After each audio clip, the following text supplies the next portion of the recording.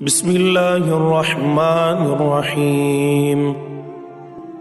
سورہ قاریہ، سورت نمبر 101۔ شروع کرتا ہوں اللہ تعالیٰ کے نام سے جو بڑا مہربان نہایت رحم والا ہے۔ القاریہ، کھڑکھڑا دینے والی۔ مل قاریہ، کیا ہے وہ کھڑکھڑا دینے والی؟ وما ادراک مل قاریہ، تجھے کیا معلوم کہ وہ کھڑکھڑا دینے والی کیا ہے؟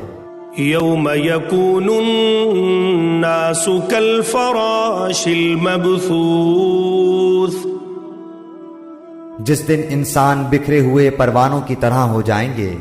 وتکون الجبال کالعہن المنفوش، اور پہاڑ دھنے ہوئے رنگین اون کی طرح ہو جائیں گے۔